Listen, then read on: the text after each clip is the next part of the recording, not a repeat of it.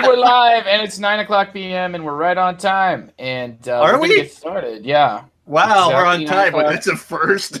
Yeah, no kidding. Well, Trent will be showing up momentarily, but we're going to go ahead and get everything kicked off. I've shared the pop-out chat there, which I tweeted a link to the YouTube channel earlier, just like a few minutes ago, too.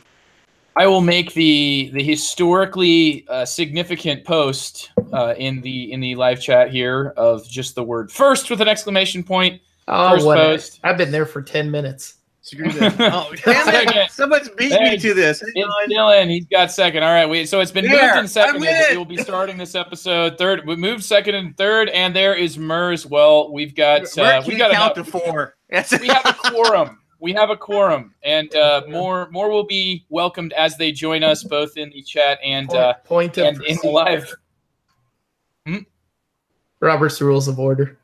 Yeah, that's what I'm trying to do here. Boy, you're gonna point of order me already, man? Wow, we need to drop the parliamentary joke. Point of order. Point of order. 45 minutes? Really, Mur? Oh, wow. He must really be desperate. Point of order, people, like in a Magic tournament, those are the judge. Yeah. Judge, excuse me. Those are not opaque sleeves. Those are not opaque sleeves.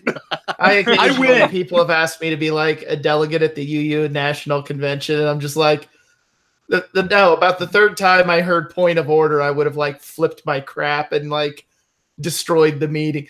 I'm like, see, this is the thing. Like, I like living in democracies. I don't like running them. This is why I went into education. It's pure dictatorship in that situation. Andy, it's just a different ball game up at the high school, man. Like, if I was just a straight up dictator, I would really quickly realize that like human beings with their own free will are not going to allow that. Oh yeah, but that's when I let the principal deal with it. Your principal's like, why did you tell that kid that you were going to do something bad to them? They don't like, being told no. Come on, Andy, we know these things. Like, if you want to tell a kid no, you don't say no. You say, well, let's talk about something else and politely change the subject. And you will think in your head, oh, the answer is no, but he didn't say it, so I can't really get upset about that. Oh, no. I had like this kid when I had to teach like, I taught one high school class for like 3 or 4 years. Yeah, but it was like the science class for people who have no business like really like anticipating a college track. Mm-hmm. So I had one kid that literally was in my room for a full class period twice in 2 weeks. He wasn't absent. I just threw him out. Yeah. That sounds like fun. Well, no, like repeatedly he would come with like, a Harry Potter book. He's like, yeah, I'm not going to pay attention to anything you're saying, and I'm just going to read. I'm like, oh, well, you can do that in the principal's office just as easy. Bye. Fair enough. Yeah. I had 6th graders once, middle schoolers, and ruined my life because, I smelled the smell of Andy before I even knew him. I gave my review. You guys give me such hope for educators in this country. Well, it's just educators taking stabs at each other. To be fair, though, like most of my career in education, like I'm the one who's gotten like the troubled group of kids to work better for them than basically any other teacher in our building. Well, sometimes the structure, especially at that age, is what they need. Yeah, well, in my class, they actually, they got to do things. It wasn't just like sit there, read chapter. Yeah. Oh, yeah. You've got active, labs and stuff. Cool yeah, things. no. If kids give me an ultimatum, like, I'm not going to do this, I'm like, okay, goodbye then. I don't need you here. Yeah. You won't get to blow something up then. Yeah. Well, guys, here we go. 3, 2, 1. Hello and welcome to The Good, The Board, and The Ugly, a podcast about board games. I'm the host of The Good, The Board, The Ugly, Joe Salen. I'm joined tonight by Trent, by TC, and by Andy. Trent, how are you doing? Good. I'm tired. Yeah, I can second that one, man. Hectic days for me, for you, maybe for Andy too. Andy, how's it going? Oh, great. Yeah, no, hectic day. Well, actually, no, the cats woke me up at 4:30 this morning. But but then I took a nap. Well, TC out there has such an easy job of just, you know, being yelled at constantly all day by doctors. Like, can't you get this lab? Oh yeah. My burden has been upgrading to a new operating system and going to these training meetings where they assume you know nothing about computers at all. And they're like, this is the on button. This is it. I'm just like, oh, I want to freaking die right now. See, I know your pain, TC, because about 3 years ago, we had to do like a series of professional developments like all year about all the Google apps. So it's like, here's Google Docs. And I'm like, is there like a form I can sign that says I'm not tech stupid? Yeah, it is kind of frustrating when you got to deal with like the absolute base instruction in those things. Yeah, and you're just like, oh, I want to go home right now so bad. Can I clip out of this? Can I just like get the credit if I take the you know, the proficiency exam? Oh, they never have those. No, you can't just sit for the test. No, well, the best one is when like you have to do it, and it's like the area education agency, and they stupidly give you like a packet of all their slides, and they're like, "This is what we're doing for the next 5 hours," and I'm done in 45 minutes of playing on games. Yeah, yeah. I would rather be engaged than I would be, you know, just sat there and talked at though. That's to me, nothing forgives like telling teachers like you need to engage your students when what you're using is a PowerPoint with stock photos. Well, no. Yeah, my wife and I are like trying to get on this research study thing for like exercise and diet and stuff, just because it's fun. And yeah, like there was like a professor. There's like, we're going to talk about this diet plan. And, yeah, like she turned on a PowerPoint. Like I literally instantaneously just pulled my iPad out of my bag. I'm like, done. Like it's, you know, I'd rather deal with Joe not being able to post something because he's having technical issues. At least we can work together and figure that stuff out, right? That's okay. That is a good use of my time and problem solving ability. But just to sit there and say, you know, we're going to start at this base level, like you don't even know what technology is just, oh my goodness, you know. Well, we're in uncharted territories there. Like if something doesn't post, I'm like, what happened? Just, you know, I do this every time. And then I'm on the phone and I'm like, well, when I click the button here, it does this. And they're all like, oh, sir, you're talking, this has been 3 years ago since we upgraded our system and you're behind. You're like, oh, why are you always doing this? Yeah. The worst one I had was teacher mentoring, where we had all these stupid standards we were supposed to have a portfolio for or something. And one session was 3 hours. They handed us a packet of all the standards and proceeded to read them word for word. Oh, it's like getting somebody down to play a board game and reading them the rule book word by word. God, did you not do any prep work for this at all? Yeah, no, it was over the old ICN network thing, right? And like we just literally everybody in the room just turned around, started talking to each other. We weren't even paying attention anymore. We've got to do like a top 10 annoying thing where like, hey, we want to learn this game. Yeah, did you bring it? Yeah, this is great. So you're not playing it? Yeah, and they break it open and they open up the shrink wrap. Oh yes, and you're like, what? When you get done playing a game, like I've heard for the first time I heard the criticism like, man, we really need to make sure the card deck gets shuffled next time. Like, I think they played with the sorted deck. Like the first time playing a game and the deck was sorted. So we really need to make sure we don't end up with all those copies in our hands. Oh, it's apparently the new Everdell. It's the first time I've heard that complaint levied against a game on a play. Like, we really need to make sure we shuffle that deck. No, I would like to state for the record, Board Game Trucker, teaching is mostly 90% teaching and 10% BS. Professional development is 90% BS, 10% teaching. There you go, man. That's Sing it. But I don't know, man. I think that there's good things to be had in a lot of it. You know, Andy, you gotta keep moving forward. They don't send anybody from the AEA. Then you have a chance.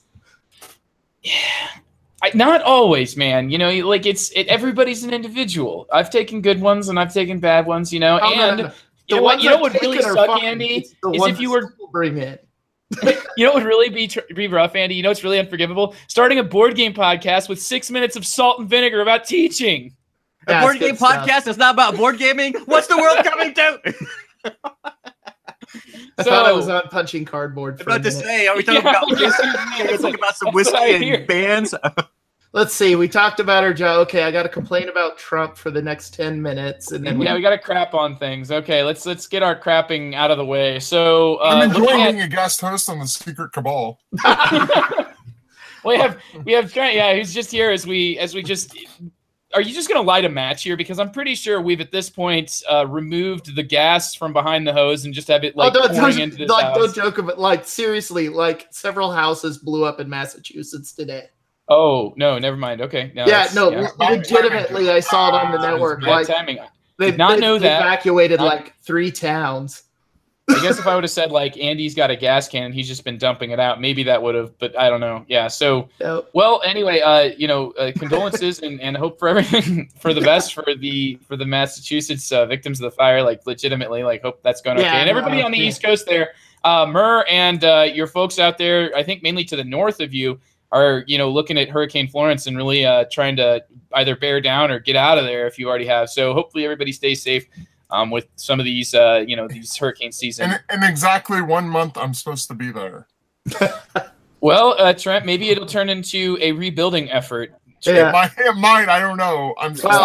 Remember, all of you that don't pay attention to fake news, just stay put. Yeah. I'm having a family wedding in exactly 1 month in the area where that hurricane's hitting right now. So, oh my goodness, Trent! Yeah, I don't know whether we're going or not. Yeah, it went from an indoor to an outdoor venue. There's been jokes like that made amongst my family members already. So yeah. All right. Well, we actually do talk about board games when we get around to it here. We got a slew of reviews coming your way. We're going to talk about unstable and stable games. Whether or not a game design has a stable structure will be the topic suggested by Andy. So look forward to that. And after that, we will hype the games we are looking forward to playing at some capacity. So if you've never been on Good, the Board, and the Ugly and listened to us before, just know that our opinions are up here for grabs, and we'll go batting them about. So just bear with me here. And thanks to our sponsor, Game Surplus, and thanks to the good folks who have already helped me support on the Good Board Ugly Guild a gamer that is vision impaired that I'm working with at my high school. We're getting him a set of dice. And, I just played, I actually he was at Gamers Club today, and it was absolutely just a blast to be around such an inspiring individual. So thank you to those who have reached out to help. And if you're wondering about that, check out the Good Board Ugly Guild. I put up a comment there just asking for the community to help me find the means to get him a set of his own dice that he can read. So we're headed in that direction now. And anyway, the sponsor of this podcast, if you want to support us in a more traditional way, go buy your games at GameSurplus.com. There's a lot of really good ones there. And just recently, I know we have Wild Blue Younder coming in for you, Andy. There is one called like Triad, I think, for coming in. That's an abstract game for Trent. And I've got a bunch for myself that are just recently shipped. So I have those, and you guys will be getting them soon. Thanks to the good folks at Game Surplus. So check them out, GameSurplus.com. And here we get started with our review. TC. I would like to take care of some business first, if you would give me the floor for a minute before we hit reviews, please, sir. Sure, yeah. Thank you. Okay. Me, so, yeah, go for it. Yes, I just I've been kind of in a mood, and I like dumping things on people. And, I decided today that we really need to get our guild, our listeners more involved, and we need to interact with them more. So on a whim, I went on. I know it's weird, guys. I know it's like, oh my God, TC's been going bananas on the guild. He's actually posting stuff. He's posted more than like once every 3 months. Mm-hmm. I threw an open invitation for anybody. I would like some outlaws to join me playing Warframe on the Xbox One. Now, if that's not a possibility, I understand that. And if there's some other games you'd like to join me on, maybe I'll just be the community relations manager for the Good, the Board, and the Ugly. I'm down for Destiny 2. If we get a lot of support, I would really be down to maybe the 4 of us playing Sea of Thieves aboard, you know, with Captain Chaos aboard the SS Numbnuts and sail around the high seas and maybe have some hijinks and some recordings. Anyway, I just would like to encourage people to get on that guild. We've been actually posting, me and Trent have been posting some really interesting deck builds for the Lord of the Rings card game. I really enjoy interacting with you guys. So, man, get on there. Let's get some activity. Let's have some fun. I need the distraction because work is driving me up the wall. So that's all I have to say. Very cool, TC. Yeah, there's some good things out there. I'd love to join you in Destiny 2. I just downloaded it myself, so we can get a group together and do some cool stuff online. So it's nice to see you out there. Yes. Oh, yeah. And Mur, I'm definitely looking forward to some co-op for Lord of the Rings card game. So, okay, that's my little announcement. Now we can go to reviews. Well, you're picking it up, man. I think you're picking it up. Okay, let's go. Yeah. So you know, we typically talk, you know, we have Andy over here talking about his love affair with Hollandspiel and the heavy games. And, you know, every once in a while, I like to go back to my roots as a gamer and look at some of nice Ameritrash games. Because, you know, I just have that urge sometimes. Like, you know, I just want to roll dice and take it. You know, I'm just in the mood for that kind of stuff. And I am a huge Fallout fan. I mean, I will take Fallout. I remember when they announced Fallout 3. And I was so excited about that game, more so than I ever was over Elder Scrolls. I mean, whatever, man. Give me a post-apocalyptic nuclear wasteland with giant scorpions wanting to kill me. So a friend of mine actually ponied up the money and actually got the board game. I was like, oh, wow, you know, I've been really wanting to try that, but really hesitant to try it because I was really, really afraid it would just be a revamp of Runebound 3rd Edition, which is probably one of my bigger disappointments to come out of Fantasy Flight games in a while. Because I have like a ton of stuff for 2nd edition, and 3rd edition came out and it was like move, flip, pogs, die. That's essentially what the game boiled down to. So we ripped it open, gave it a shot, and I have to say that this game has a lot of potential. Now, when you buy this game, warning straight up, do not shuffle the cards. I know we were making a joke earlier about how you need to shuffle cards when you get them. No, don't shuffle the cards because this game has some pretty neat mechanisms in it. Has anybody had any experience playing this, or am I the lone soul on this one? On Fallout? The board game. I watched part of it being played. That's about the best I can say. Okay. I heard like stay far, far away, which doesn't surprise me that you've sought it out. Well, I did. If I would have heard that, I would have sought it out more. I mean, honestly, if I said that, I'd have been like, where, when, how, and how much. No, so we broke it down. I didn't look into it. I haven't looked at any reviews. I didn't look at anything. I just knew that I liked the game. Me and Mike really like the setting and all that. So we broke it open without any preconception and started playing it. Now this game does some pretty neat stuff, and one of the really cool things that I think this thing does is it has a library deck. And what the library deck does is it adds stuff to the game. So you have a board that's, I don't know, it's like hexagons. You flip them over as you explore. Monsters come out, which are your typical Fallout monsters. You've got mutants. I was a ghoul, which was cool because I was like a radioactive mutant who every time I got in radiation, I healed up. Mike was a super mutant, which was even better because every time he got radiation, he got experience points. And we were going around the wasteland. And the way the decks work is you have I want to say it's a shelter deck and like a broken city deck. I remember the way, and it's like there's starter cards, and you go to a city and you're like, I want to have an encounter there. Another person flips the cards, your standard Arkham Horror, you read it and you make a choice type thing. But what this game does that's really neat is one of the huge things in Fallout the video game is every choice you make has a consequence, right? I mean, in Fallout 3, I like freaking blew up Megaton just to see if it could happen. And oh my goodness, were there consequences for that. But in this one, you make a choice that says you read it, and sometimes they'll say, okay, you do this, you get these things, you trash this card, dig through this library, take card 38 and put it at the bottom of this deck. So the more encounters you have there, you're going to encounter the consequences of your action.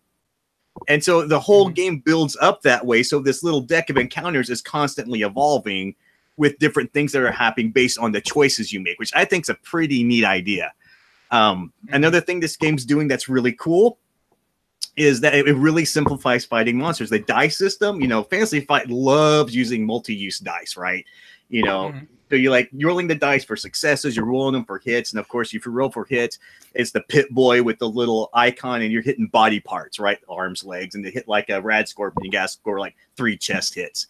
How many hits it is what's its health points. That's how many experience points you get. Really simple, really streamlined.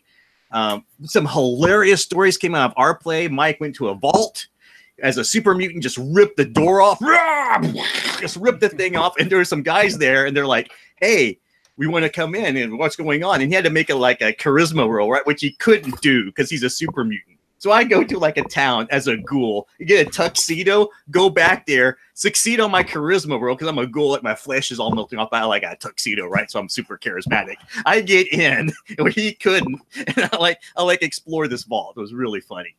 The biggest complaint I have about this game so far is the way you level up. It's really strange. Usually when you level up in a game, you get to choose what you want to level up. Because in this game, you're spelling out the word special. Yes, I'm not kidding. You're getting special. But that's, I should point out, that's straight out of the Fallout video game. Oh, okay. Yeah, it's really funny. So your I's intelligence, your S is social skills, and so, but when you level up, you can I go up this level up track, I go back, I reach into this bag, and I pull out 2 chits, and if there are a letter I don't have, I can put it on the board. So you don't get to choose what you want to level up, which is kind of weird in a role-playing game. And if you already have them, you can choose a perk that you can use once per game, which is like a super ability. That's kind of a bummer, because if you in a situation where you really want to get your intelligence up, but you can't because you're not pulling it out of the bag, and that's kind of a little deal breaking. We may tweak that a bit, but in terms of a fun, interactive experience that tells a pretty neat story that nails the theme, it's pretty neat. I'm looking forward to playing this more. I will give you more updates as we play it. It could be wildly broken. We only played the introductory level and kind of scratched the surface and made a lot of mistakes learning it. But so far, it seems to be good. It's doing some interesting things. It actually has me a little bit excited about Arkham Horror 3rd Edition to see if they kind of what the things they do in this game, what they bring over to Arkham Horror, because I'm pretty sure they're going to. So anyway, that's my initial impressions of Fallout, the board game by Fantasy Flight Games. I think that sounds like, TC, you were able to say so many positive things about it, and every time you said another positive thing, I kept on waiting for you to get to the time when you were going to finally say something that I was like, oh, cool. And it was just everything about it was something that's oh, that's what TC really likes. So I'm really glad you were able to find this game, and everything about your review let me know that I probably shouldn't play it, but you would love to play it with me just because you'd want to see how bad it would hurt me every time that you're like, Joe, you got to roll dice before you can see if your character can do that. Oh, no, Joe, you got to roll dice before you start your turn. And then you got to roll dice again. And you got to roll dice again. You know what? None of it's predictable. Isn't that cool? You spent the whole game getting ready to go into this vault. And, oh, look, you got to roll the 1 stat you're low. And, oh, I'll just come over and take it from you. Well, honestly, after I went over there and was I got in, then the adventure proceeded. So the super mutant could fall in after me. And then we had to go through this whole scenario where there's this vote going on and we don't know what's happening. And I don't know what this vote is. Should I let these guys experiment on me? Sure. Why not? I'm a ghoul. I don't care. I'm villainous. That's funny. Oh, and another funny thing that really happened was we were determined to be villainous, because you can be heroic or villainous. We were determined to be bad guys this whole game. Mike kicks open this. He goes into this shelter, kicks it open. There's a bug. He smashes it and becomes heroic for smashing a bug, and loses his companion that liked him being a bad guy. It was funny as all get out. I'm like, dude, you got a reputation for smashing a bug, and now you're heroic, and your guy doesn't like it. Man, what kind of super mutant are you? You're a weenie. TC, this is sounding more and more like Talisman every time he describes something. Oh, goodness. Well, thank you, man. I love the enthusiasm. And I mean, you said something about it that you didn't really like, but I can definitely tell that this is giving you all those Ameritrashy feels. Oh, it is. It is. It makes, every now and then I just need to get my foot back into this pool. does it have a dog trying to stab you with a machete? Do we have a dog? I don't think we got that there is like we saw the Or companion. can the dog use a sniper rifle? That's the thing that you got to get in. That then it's got like the whole Ameritrash enchilada in it. No, but the nun can when she's on the motorcycle. Yeah. So you guys just need to have fun. Oh, this is the F word. Oh, I can't wait till we get in our discussion. I'm going to drive you guys up the wall. Anyway, give it a shot. You may like it. We're having a lot of fun with it. I know Mike got it for a fairly cheap price. I think it's worthwhile looking at. There was a lot of copies of it that were like included in the grab box of games that they were doing at Gen Con. Like, so, you know, I think that if you're looking for a deal, you might be able to find it with Fallout the board game. And sounds like if you're looking for just what TC described, it's going to deliver. All right, I'm going to do a really quick review here. You know, and actually time me this time. I want to see how quick I can get this down to. All right, I'm talking about Fist of Dragonstones. It's by Stronghold Games, and it is a Bruno Faiduti design together with Michael Schacht, I believe. So I think that's Zularetto guy. I might be mistaken, That's about right. I think you're right on that. But I know Bruno Faiduti is best known for Citadels, and honestly, if you like Citadels and you like the idea of like a closed fist auction, then this is the game for you. It is a simple closed fist auction game instead of a drafting game for similar powers as in Citadels. You got your cancel power, your ability to score points. The points are really easy to get. It's just like get these Dragonstones, turn these Dragonstones into a point on your scoring die. And your scoring die is not exactly the most thematic of game components. And I really just in general think that I appreciate the idea that this is like taking the drafting, you know, Citadels is a very popular game. Lots and lots and lots of love for Citadels out there. And a lot of people who, you know, consider Citadels kind of like a Bonanza style game or Settlers of Catan, you know, where it's like so many people love playing it a ton. And it's really Eric Summer. Yeah. Some people hate it. Oh my God, yeah. Let's get to that. So Bruno Faiduti is like, that's, you know, chaos is like the guy's MO in his games. So this game has that because every time you bid, you lose your bid. You know, if you win or not, you're not going to come back with any of the money that you've bid. And to me, like, there's just a certain amount of just like unpredictability because every time I lose my bid, it's like, wow. So the best, like, just imagine if like you had players collecting the amount of money that was bid. Like if it's 3 to 3 to 4, I made $10 off that auction. Whereas like to compare it to like modern art, where when you put something up for auction, you want people to bid, you know, like high, but you only get paid by one person. It just doesn't make sense to me that I'm losing money and I'm not getting to use the thing. So I don't know. To me, like this is that type of lose your money blind bid auction. It's been taken from a small $25 game like Citadels, and it's been made into a big box game. I do not think the gameplay here is enough to warrant a big box game. I don't think enough was changed about the original game. Basically, what they did to the original game is took the amount of cards that are in the deck and went from 24 to like 57, and you only ever need to play with like, you know, about 20 or so. So, I mean, like you're going to get more variety here, but the game itself is still the small game. I feel like this is a $25 game with a $5 deck of cards, and it's a full box game that really didn't need to be one. There's nothing in the box that needed to be this big of a game. It does not feel like that big of a game. Like I said, it's a very much feels like Citadels, but it feels like it's trying to advertise as a larger experience than it really is. Overall, Fist of Dragonstones went over well with my family. I think they appreciated the simplicity of it, the way that you can get up and going really quickly. But overall, it was not one that really led me to want to continue playing it. I feel like it just is not offering enough stuff. So that's my review on Fist of Dragonstones. Was this the one you had me try that like you got, there was like the silver and the gold? And Yep. You have like common gold and then fairy gold, where fairy gold you're going to get back every round. Yeah, so. That's what I was going to say. Like it's kind of like, my general sense of it was like a blind bidding auction game that you would use to maybe introduce somebody new to blind bid auctions. Mm-hmm. Most blind bid auction games I played have some pretty knees and elbows and teeth to them. Whereas if you screw up, like you could just yeah, you're gonna have a not fun time now for the rest of the game. Yeah, whereas this one had that buffer on it a little bit. So if you're a fan the buffer Andy's talking about is that there's two types of gold in this game that you're bidding. And one of them is called Fairy Gold. Fairy Gold, everybody starts out with a bunch of it, and it no matter if you spend it or not, it comes back to the next round. So it's like you do have, like Andy said, a buffer. So there's something there, like Andy mentioned. Yeah. So I would say it's all right if you were introducing people to, you know, cutthroat auction games and you're not quite sure if they're going to like a cutthroat auction game. But other than that, I would rather play like a Neue Jaime or a Turin Market or a Modern Art, I think, for the money.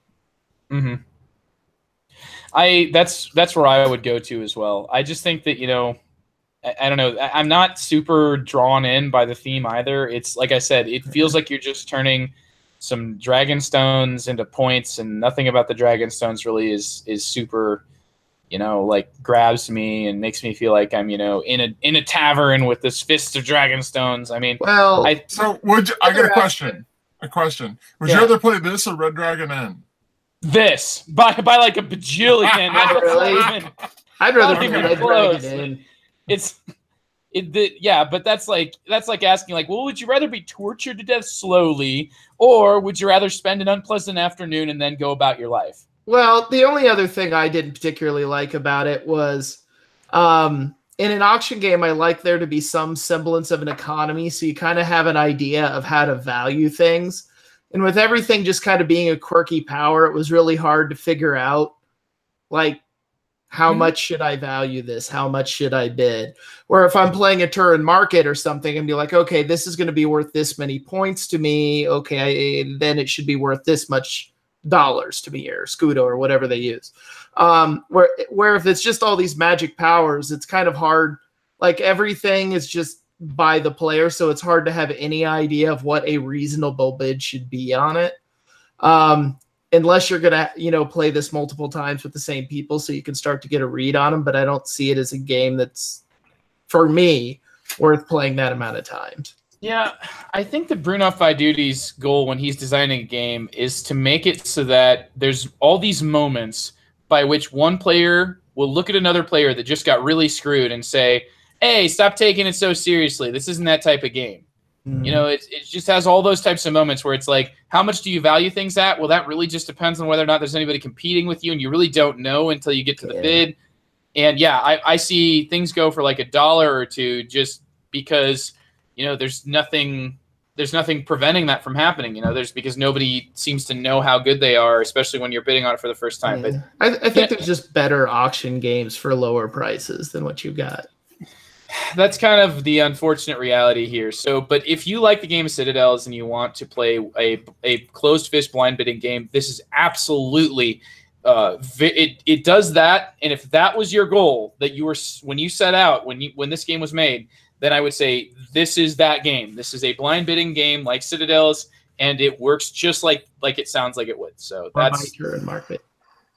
Yeah, I would try, you know, like as far as blind bids go, I mean, you know, like you mentioned ones that I would agree with. I mean, even Revolution, the game of Revolution. Oh, Revolution is actually kind of fun. I like that one. Yeah, it's got like the way that like it's got the rock pit, you know, well the strongest and the second strongest and the third strongest. Yeah, like no, yeah, you can make it. There's like decisions in your bidding. Then like you can value things at that point.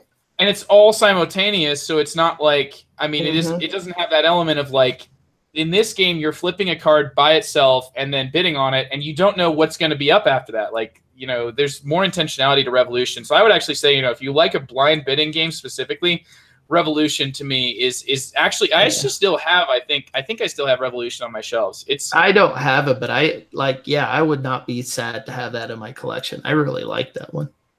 Yeah, it's I think the best game that Steve Jackson Games puts out. TC. Yeah, okay, cool. I like Ogre better because I can wail on my pecs while lifting Ogre. Yeah, or you could buy Ogre Pocket, which is the same game for $2.99 in like a plastic bag. Yep. They need to one of them makes you strong. Ogre with like a 3-foot tall tank mini. Well, they did that for Cthulhu. I know. With the controlling them. Nice. All right. Well, since we are hearing about let's see here.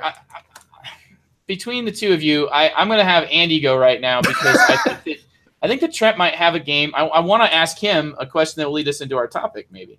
So, but Andy, you go ahead. You and Trent play this one together. Transition on me, man. All right. So I'm going to update everybody on Trent and my continuing saga of getting through Conflict of Heroes Guadalcanal. So we played Firefight 3 this last week. And Firefight 3, like, man, they throw in a lot more. Like, the scope of what they're asking you to do from 1, 2, and 3. 3 is quite a bit of a jump up compared to 1 and 2. Like, they throw a lot of stuff in. So in this one, we started out with basically the battle starting at night. And so, like, the range was crap. And Trent had all these really dug-in U.S. soldiers. And then basically as the Japanese, I was like, oh, in order to get my power, I have to basically get someone across this river with, like, his entrenched people. So I just, like, send a unit running across the river to sacrifice themselves so I can get the bonus.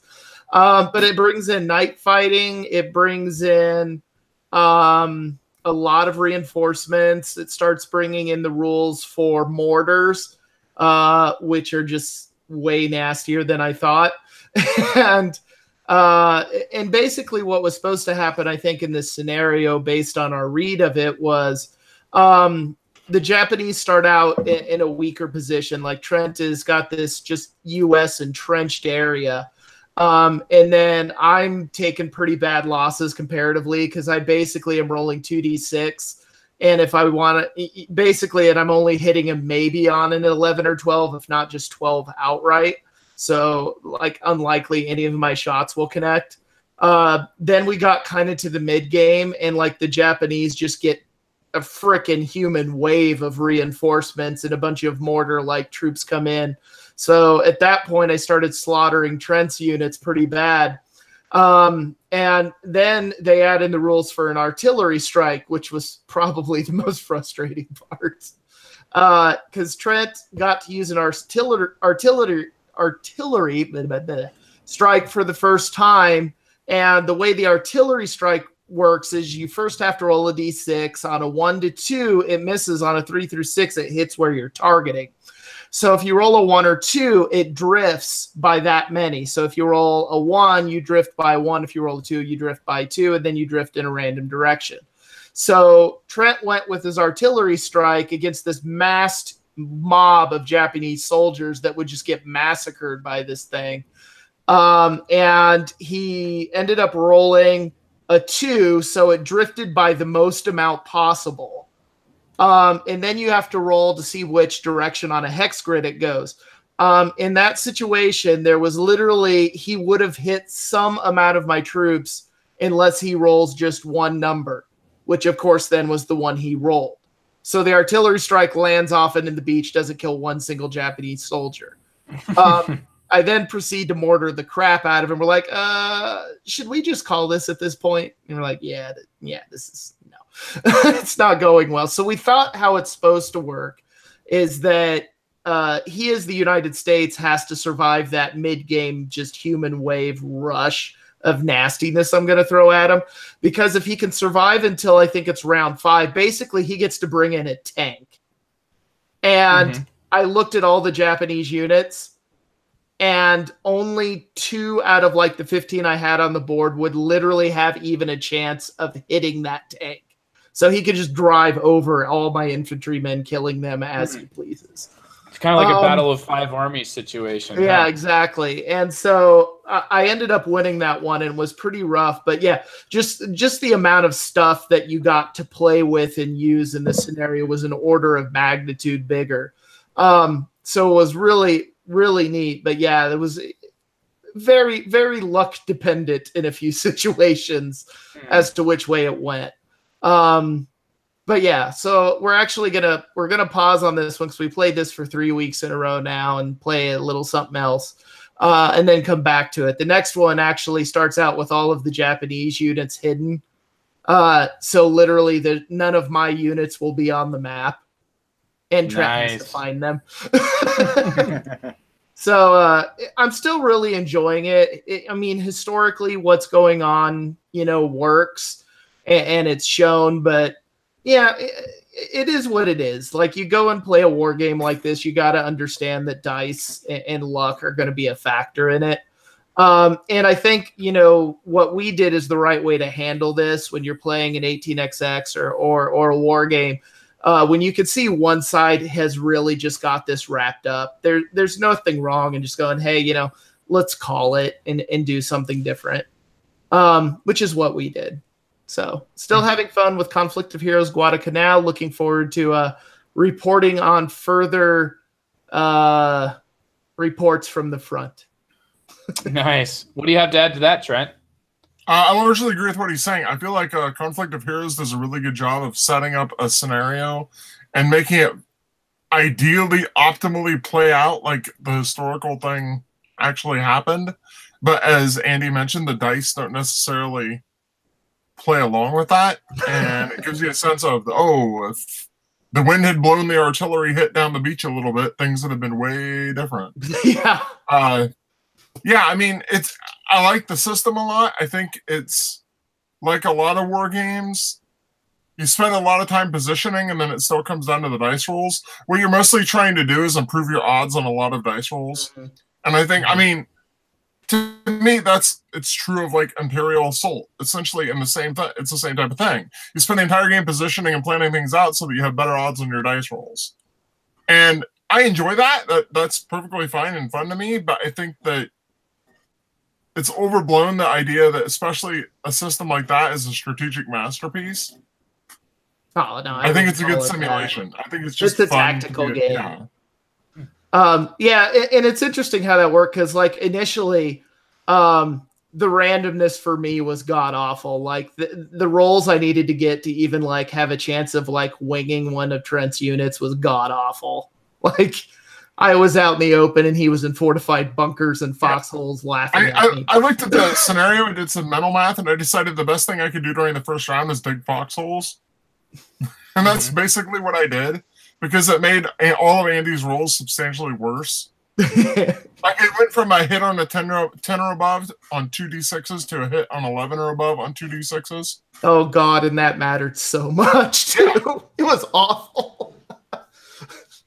So I was like, well, I can just spend my first round digging foxholes, and then Andy's almost never going to hit my guys. But it didn't quite turn out like that, just simply because Andy shot because he brought in 50 billion Japanese backups. But well, and I had all those people that could lob grenades, which like negated a lot of the defense bonuses, and I brought them in such a way that Trent had expended most of his actions, so I just basically got to lob grenades at him like unhindered. Yeah, you had so many dudes during like round 3 and round 4 that it was crazy. Yeah, that's what it was. That's why I needed that big artillery hit to kill like 4 of your guys, and instead it killed none. Cool. Anyway, that gives you the idea of the scenario. TC, have you ever gotten a chance to try this Conflict of Heroes? It seems like, it's one of those war games. Oh, yeah. I've actually played Conflict of Heroes once. I really enjoyed it. I like that system. That's the one from Academy Games, isn't it? Right. Yeah. Yeah. This is one of the newer ones. Like, they had, was it Awakening the Bear was the first one or something? Yeah, Awakening the Bear is the one I did, because I saw the advertisement of that when I bought Freedom, the Underground Railroad, and I went on my way to pick that up and really enjoyed it. I haven't had a chance to hit it again, but it's a system I really enjoy. Yeah, I want to try Awakening the Bear too, just because like I'm really interested in sort of like the Eastern Front versus the Western Front. I can see that. All right, well, thank you, Andy. That was Conflict of Heroes, and now Trent with a game that I don't know why I think that of all the games we're talking about today, maybe mine was the most thematically unstable, but like. Maybe Founders of Gloomhaven has some elements of instability that will lead us into our topic of unstable games. And Trent's going to tell us all about it. So I played Founders of Gloomhaven. It's a game by Isaac Childress and published by his little company, Cephalofair Games. I played Founders of Gloomhaven several times now, and it's interesting. It's nothing like Gloomhaven. Let's start right there. There's like even, I mean, the vaguest sense of the theme is like Gloomhaven. Other than that, this game has zero in common with what the Gloomhaven you're thinking about. This is a fairly heavy Euro game, is what this is. There's no dudes on a map. There's no conflict. There's nothing like that. You basically play one of 9 factions, and you're effectively building the city of Gloomhaven. The best way I can describe it is it's a lot like the Great Zimbabwe if you've ever played it, except your turns are controlled by, you have a hand of, at the start of the game, you have a hand of 5 cards, and on your turn, you play one of those cards, and then other players get to follow that action and do a weaker version of it. A lot of game like Eminent Domain or something like that. And then the other player goes, and the next player goes, and so on. Which means that there's very little downtime in it. You're kind of have to constantly pay attention, and that's a good thing. But what you're actually doing in this game is you're collectively building a city, and so you put a building down on the board, and you indicate that you own it with a disc. It can generate some income for you whenever someone plays a card that causes everybody to get income. Eventually, you do have to play such cards from your own hand, though it's everybody at the table get income. And essentially, what you're trying to do is there's like this tech tree of buildings. Like you need a certain level 1 kind of building to build, or a level 2 building, or you might need 2 different kinds of level 1 buildings to build a certain level 2 building. And then you might need a level 1 and a level 2 building to build a certain level 3 building. There's this big tech tree that's sitting out on the table that indicates these relationships. All buildings on the table have to be connected by roads, and there's a ton of ways to build roads. But for you to be able to build a new building that relies on some of the earlier buildings being on the table, everything has to be connected by roads, the first buildings and the new building. The thing is, you can use buildings that you don't own, but you essentially have to pay for the right to use them for the new building you want to build. So let's say I want to build a level 2 building that requires 2 level 1s. One of them is mine and one of them is TC's. I have to pay TC a fee in order to be able to use his building. But once I've paid the fee once, I get to use it for the rest of the game. It's indicated by putting a disc underneath his on the tile he owns. So what's interesting is the actual scoring of this game has like a trickle-down economic thing kind of going on. So like when you put a new tile on the board, it'll indicate how many points go to each of the types of resources that this tile rests on. So let's say I place a level 2 tile that relies on me and TC's level 1 tiles. On that tile, it'll say one of the level 1 tiles gets a point, one of the level 1 tile owners, and the other one of the level 1 tile owners also gets a point. So in that case, even though I had permission to use TC's tile, he gets that point. So when I place that, we'd each get a point. But then if anyone ever needs to use my level 2, I'm going to get all the points that flow into that minus 2.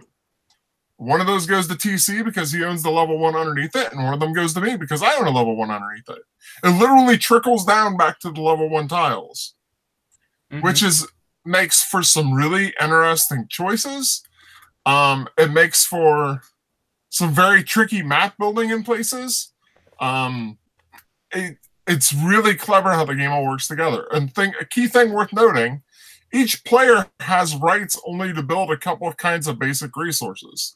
Basically, like, for example, if I'm the person that has permission to build stone, and there's stone anywhere on the board, that the trickle-down points of that are going to me. The question is how that tech tree develops and where I position things, and like which level 3 and eventually level 4 buildings are going to get built. The level 4 buildings, which require some level 1, level 2, and level 3 resources, are basically the game clock. The game ends when the 6th one of those is completed, when like it has available to it all the resources that it needs. What? Well, my question just really quick is that, like, so those level 3 buildings, like, they come out and they're like, those ones get built kind of like by the game, right? I mean, those are where those level 3 buildings will actually go onto the board, and then you need to deliver things to them. Yeah, right? Those are like the level 4s, actually. Okay. The level 4s, what happens is they're one of the cards that each player has in their hand triggers a bidding session.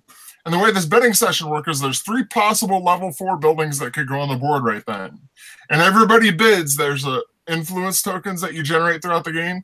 Everybody simultaneously blind bids for one of them. Whichever one gets the highest bid is going to go on the board, and it's going to get placed by whoever bid the most influence for it. So Andy and I might bid 7 collectively for one of them, and I bid 4 and he bid 3. And you two might bid 5 collectively for something else, but ours would win, but I get to place it, and I decide where it goes. So what I might do is I might place it in the spot where I'm very likely to be able to feed it very quickly for points. And I might position it where I'm eventually going to be able to build my tiles quickly and get them in there. I'm going to have the opportunity there to get the riches first if I'm the leading bidder on the tile that wins. So the game doesn't necessarily build it. Basically, everybody's trying to feed it as soon as it hits the table. But you have 3 options, and it's whoever wins a blind auction bid that gets to place them. Mm-hmm. The Founders of Gloomhaven has got a lot of different things going on in it. So there's card selection, hand management, because one of the things you can do is buy one of the cards in your hand's sole purpose is to buy more cards to add to your hand. There's a lot of tile positioning to block places, because once a tile is played, you can't put anything directly on top of it. So people are sometimes literally building roads to make it difficult for other people to place tiles and stuff, so that later on they can place a tile somewhere else. It's got definitely a spatial thing going on. There's definitely, especially in the early games, some cooperation has to happen between players. I mean, I guess it doesn't have to, but it would. If 2 players are cooperating and you're playing a 4-player game and the other 2 aren't, the 2 that are cooperating are going to do way better if they agree to cooperate early on. It's got a lot of interesting things going on in it. The closest game I can think of is the splatter game Great Zimbabwe, but that's not quite it. It's probably the closest thing I've played to this, but it really has its own vibe. And the thing is, I think I would give Isaac Childress this as a designer. Each of the games I've played with him definitely have had their own distinct vibe. They kind of had something unique that they did differently going on. My least favorite by him is Gloomhaven. Just to clear that out. That's my least favorite game he's made, is the one that everybody seems to love. But it's its own thing. I'm gladly going to keep owning this and also own the Great Zimbabwe, even though Great Zimbabwe is the most similar thing I can think of, because they're very different from each other. I think if you like medium Euros with some Small City. Did you ever play Small City? A Small City's I feel like Zimbabwe's closer, but Small City's not a bad comparison either. Now that I think about it. Because I mean, you got like the spatial element. What? The spatial element is very like you need to be kind of like intentionally building this next to this next to this. Maybe it's not as like Small City is like one of those where you almost want to have the idea of the puzzle laid out in your head in advance. Does this one have that? Does Founders of Gloomhaven have an element like that? Yes, but it's easy to block it. Okay. If you're keyed into what the other player's envisioning, you can mess with what they're envisioning. To what degree are you building in your own section of the city versus building in all of them? You really have got to cooperate, at least in the early game, with other players. You can't build off on your own in this. I don't see how that. I don't think that would really succeed, unless you're playing the solo version. If you're playing the solo version, it might. The reason that you have to you have the access to a soul item that other people need to build, right? Yes. So it's very important for you to put your little aggregate, whatever it is, in someone else's area for them to use, so you can start getting victory points off of it. That's really critical to do. So it's really, I mean, it is such a logistical puzzle. That's what I like about Founders of Gloomhaven. You got to figure out. I mean, you got to think of what can I do that will benefit me. And you can't just put on blinders and make it you can't play it like a multiplayer solitaire. You absolutely cannot, because you have just the fact that other people have access to things you need is you're saying, look, put this here and I'll do some other stuff for you and we'll get this thing going because I'm seeing we can do this, that. And if we work together a little bit and we can get things going. If you're just ignoring everyone and doing your own thing, you are going to be behind the 8 ball almost at the beginning of the game. But the thing that just shoots this thing in orbit for me are the unique races in this thing. Yes, they're fun. I love it. I love the bug people who are just swarms of bugs in a robe. The Harrowers, I don't remember exactly what they were called. They're like my favorite meeples in the world right now. And it's so much fun to point out. What makes these races distinct in this game is that they each have their own unique worker placement spot. So there's also a little bit of worker placement in this, a little bit. It's not just a little bit. It's not, and you have even an option to take it out if you don't want to use it. Yeah, but I think it's more fun with it. It's a very minor element. It's a secondary action to place a worker, and every race has its own unique worker placement spot that only they can use, and they're pretty good and they're very distinct and nudge that race to doing that kind of thing. I found. Yeah, and the abilities match the race. It's great. I mean, for me, I of all the Splatter games, the Great Zimbabwe is the one I would be more willing to go back to than any of the others, just because it's a quicker game. But that even the Great Zimbabwe can be like a logistical nightmare once things get going. And even Founders of Gloomhaven can be to a certain extent, because if you don't play this game tactically, I mean, you can have like the best laid plan. I'm going to do this, put this here, that. And it's going to be great. And all it takes is for one person to put a road right there, and your plans are gone. And you've got to like start reworking things on the fly to compensate for it. And I love tactical games like that. The third time I played this multiplayer was the first time I really saw someone do that effectively. They saw what building that guy was going to build, and then use their secondary action to plop a road to make it so there's no way they could put the tile there. Yeah, because it's like they know where they're going to put like this big 4-tile building. Like, I'm going to put a road right there, and now you can't put it there. It just doesn't fit anymore. It doesn't go anywhere. It doesn't go anywhere nearby it. And there's like they have to put it in a completely different part of the map now because it doesn't fit there. Yeah, and now they're like, crap. Yeah, you got to figure out logistically how to move things and get things going. Where this game can be really vicious, but I think that's a lot of the charm of it. I really think so. Yeah, I was blown away by this one because I was expecting a Gloomhaven game. I was not expecting a very heavy Euro on this thing, and we were like, wow. And even Carissa went into this going, I don't want to learn a new game. This looks crazy. It looks overwhelming. She started figuring it out. She played it. She ended up winning. And she is like, she really wants this one to hit the table again. And we all do. So, yeah, I mean, I can back you up on this one. It's a solid. And I don't think it's getting the buzz that it should. It's out. And it's like, since it was a Kickstarter and everybody talked about a year ago, it's like, it's yesterday's news. I think people should be talking about this one a lot more than they are. Well, cool, TC. I mean, it's one that I'm going to be talking about later on in the episode, so maybe I can fulfill that promise of yours, that hope of yours. The dreams. Please. This game needs a lot more talk, man. Talk. Speaking of talk, somebody who's good for that and nothing else, Andy. Oh, yeah, that's valid. No, literally, the first time my wife met my mom, like they were sitting together on a bench, and my mom's like, "Don't you ever get sick of how much he talks?" Mm-hmm. After 7 years of marriage, my wife's like, "Yeah." Anyway, so yeah, I was the one who kind of brought up the topic for tonight, the idea of an unstable versus a stable game. Now, the first thing I'd like to kind of get out of the way with that is that by this, I'm talking about a definition of a game type. I am not saying that one is inherently better than another. They just go for different effects through the gameplay.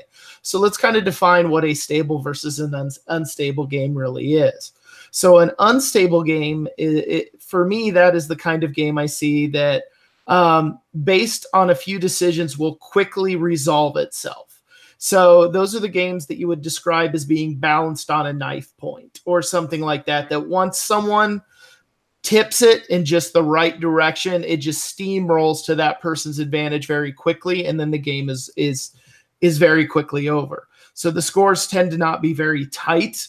It very quickly produces a winner out of that point. Once it starts rolling down the hill, it just accelerates that way. Versus what would be a stable game, which would be one that is a little more forgiving in a mistake. It tends to hold everybody a little bit closer, tends to be a little bit more forgiving of what you make of it, and that everyone at the end is going to roughly end up, somewhere in the same point range. When I think of unstable games, I think of things like an infamous Traffic. Is an unstable game where it can tend to collapse to a game state. Trent talked about a lot of abstract games to him feel unstable, where once you get a clear advantage, it pretty much you hold on to that and just steamroller your opponent. Stable games tend to, for me, be things like a lot of the sort of light to medium Euro games. They typically have some kind of a catch-up mechanism or a way that makes sure that the scores are pretty tight at the end, that kind of thing. So the reason I wanted to talk about them was just kind of their different types, because I think people generally have a preference for one over the other. So for me, for example, when I was first getting into gaming, I tended to dislike unstable games. The problems with an unstable game is it can feel very, very frustrating. You know, once it goes out of your hands, there's not much you can do to recover from that. And some people get really upset by that. And I did in my early days of gaming for sure. I preferred the stable variety where like I could play, I could do my thing. Maybe I didn't win the game, but I felt like I was competitive, that kind of deal. So what I wanted to do was just kind of throw out this idea there, see what people tended to prefer, and kind of what are the goods and the bads about having these different classes of gaming. So let's start with sort of like the unstable variety of game. For you guys, what are other games that might fit that description of an unstable game? One that tends to fall to a conclusion, to be balanced off on a knife point. Once you lean in one direction, you tend to just keep going that way. What do you think about chess or other abstracts, Trent? I think that they're generally unstable. For me, the way I see unstable is this. Generally unstable versus stable games is I see games that are stable generally have a fixed number of rounds. Mm-hmm. Games that are unstable don't. That's usually the biggest calling card I can see that's a difference. I don't know if that makes any sense. Yeah, I think so. So there's no abstract I can even think of and that has a fixed number of rounds to it. It's whenever someone's curb stomps the other. And so I think almost all abstracts are unstable. Yeah, I think that like the general idea of an abstract is that you're sort of like right up here, you know, balancing, you know, I've got to try to make some sort of a maneuver without, you know, letting too much go, because if I let too much go, then it's just boom, boom, boom, boom, boom, boom, boom, boom. And I think that sort of like topple down, like you just get that feeling that you're just going down the hill and you know, it's just time to concede or something like that. I think, you know, is that what an unstable game is like? And does it work better at two players because you can just, you know, put a hand across the table and say, you know, good game, let's play another one. And does, you know, could you tolerate that same sort of a structure in a multiplayer setting? I think so. Like, what got me thinking about this was Tom Russell from Hollandspiel was talking about that he designs primarily unstable games as his preference. And I think that matters. So, like, for example, 4X is a design of his that is multiplayer that works better with, you know, probably 3 or 4 people that's unstable. When it's all said and done, like once one person ekes out that currency advantage, it tends to collapse into that winner pretty quickly. And typically, once one person has sort of leveraged it in their favor, it's pretty hard for everyone to drag them back in. So I think it can, but it sort of depends on what you're doing. It also depends on what people are going to like about it. Because, for example, I've never played it, but everything I've heard about, for example, Munchkin would call that an unstable game. Like it's, you know, whoop, you go up, bam, bam, you're back down, back and forth. You know, it's not like everybody's making incremental, you know, steps to that final victory, and then someone just leaps over at the last second. It's usually someone gets really close, then everyone bashes them back down, and then, you know, it's just that person that finally skyrockets above the victory threshold that wins it out. I wouldn't tolerate that, I think, in a game like Munchkin as I would in some other titles. The stability can be done in many different ways. The stability I see in a lot of Hollenspiel games tends to be a lot of like inching. But as soon as like that one person, balances, like kicks it over the edge, then it just rolls quickly to the finish. It's not like I kick you down, you come back up, I kick you down again, that kind of thing. Yeah, so I see him as being primarily more that. I think for the most part, I'm tending to appreciate unstable games more where I'm at now as a gamer than I used to.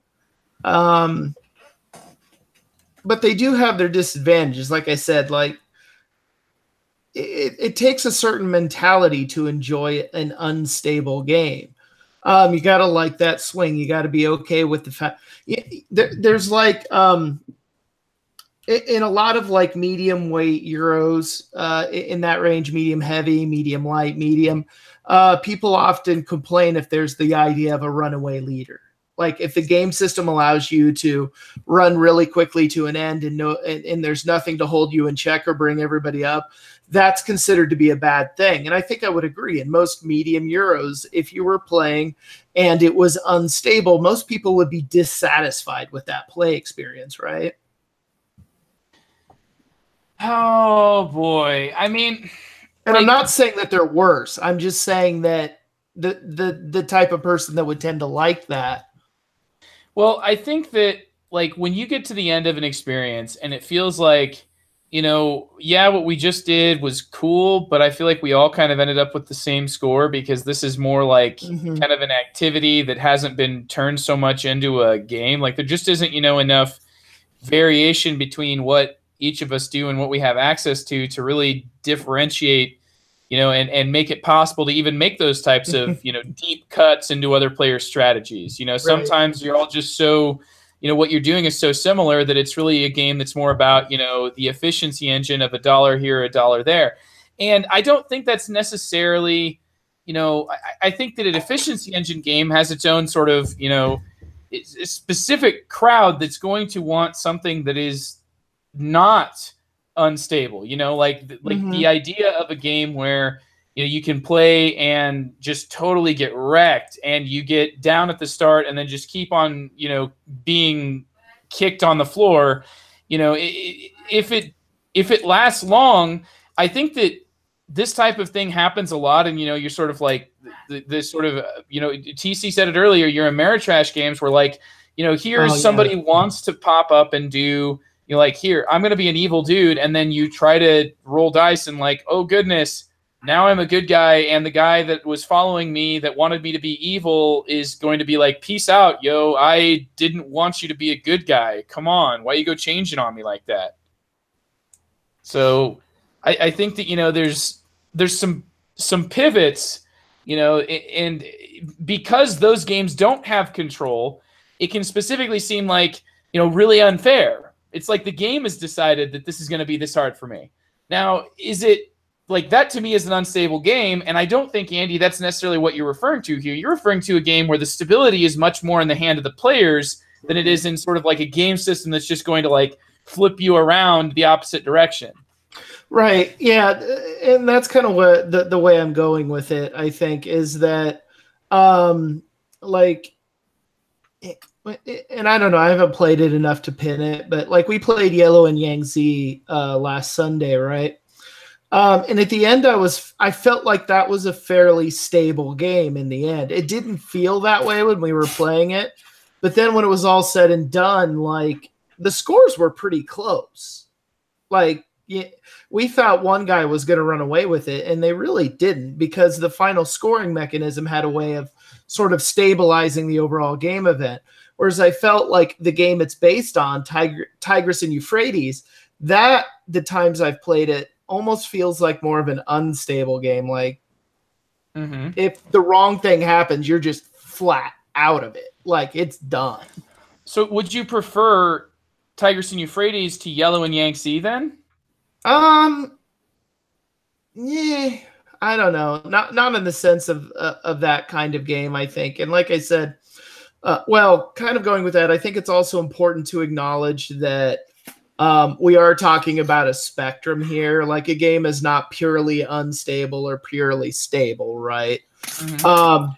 And I think in those two, I preferred Yellow and Yangtze, because the other issue you can get in an unstable game is, in an unstable game, if someone inherently knows how to play the game better than you, like, you're not winning. Like, it's going to be very quickly over. And now you could say that about a stable heavy Euro as well.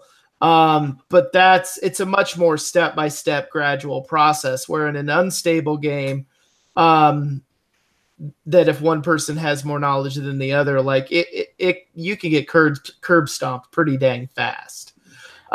Because you don't know those right moves to make, or you don't know what the possible consequences of X, Y, and Z are. Okay, question. Yeah. Where does Agricola fall on this? Agricola? That's another one that's like, it's a little, like I said, it's a spectrum. I think Agricola is more stable than unstable, but it does have an unstable element. To me, I think when you think Agricola, the unstable element for me is your feeding strategy. I was literally thinking of begging cards, so yeah. Yeah, like if your feeding strategy is not right and it falls to pieces, like you're wrecked. Like in a lot of ways. Like, you can still build your fences, you can get your points in your fences, you can get your point in your pastures and all of that, and that's fairly, I take it, I do it, everybody can do it, that kind of thing. But yeah, that feeding strategy is pretty unstable. If you don't get that running in the right situation, in the right strategy going, yeah, that can be pretty rough. So yeah, I would agree with you on that. I think it's a spectrum. It's somewhere in the both, but I think it leans more stable than it does unstable. However, that would depend, I think, on the decks you're choosing too.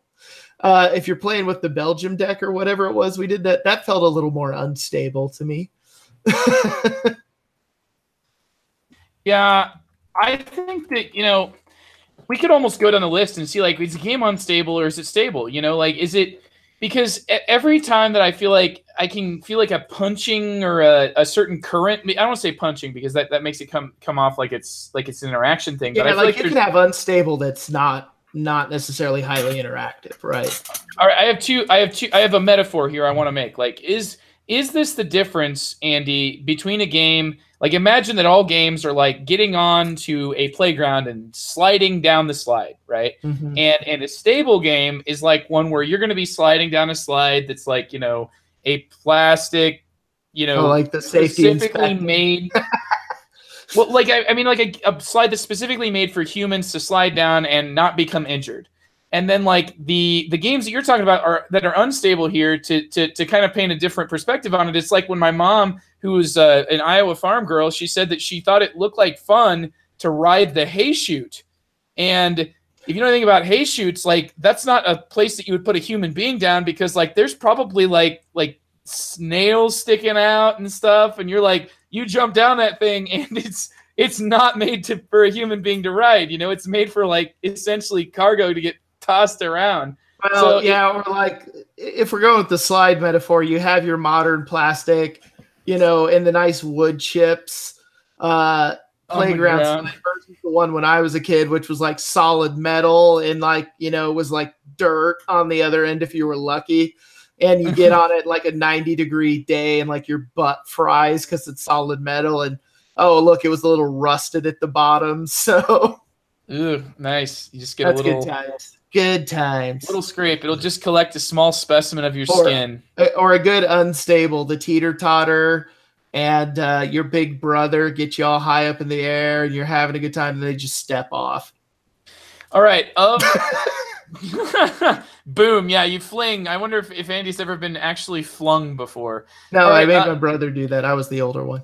Out of the Board Game Geek top 10, which is the most unstable game? This is Gloomhaven, Pandemic Legacy, Through the Ages, Terraforming Mars, Twilight Struggle, Star Wars Rebellion, Scythe, Gaia Project, Terra Mystica, and Great Western Trail. Through the Ages. What do we think, guys? Anything to I add to agree. that? I agree. Okay. Oh, sure. Maybe the other one, maybe Great Western Trail. The most I would stable probably or the go most there as a unstable? second.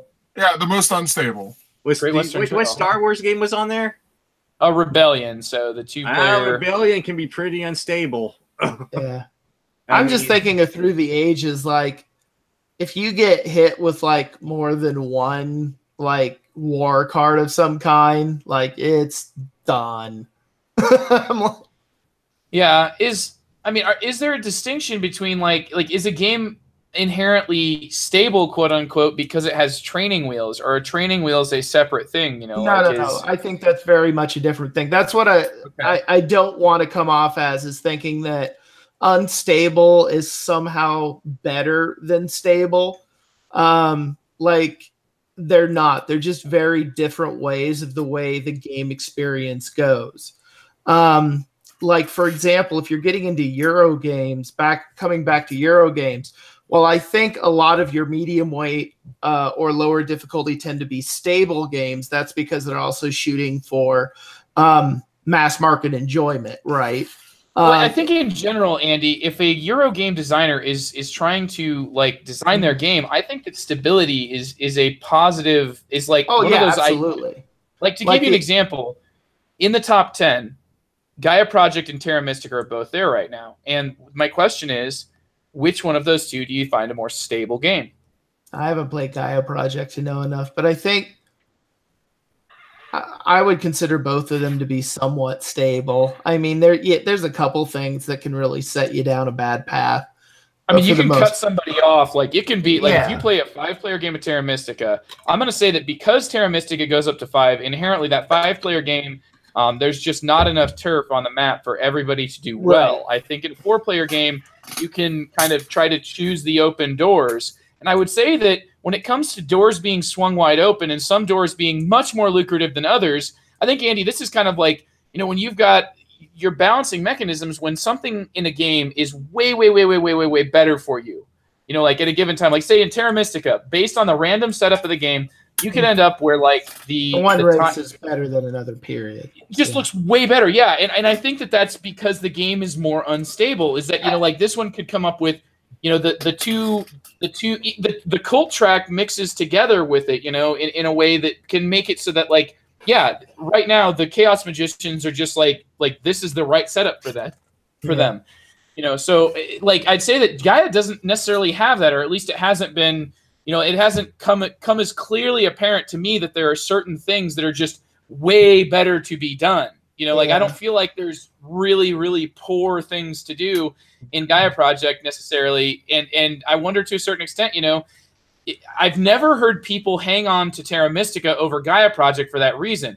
But I think that you do see people hang on to Agricola over Caverna for that reason. Oh, Caverna is vastly more of a stable game. I mean, when you get down to it, it pushes it more in that direction.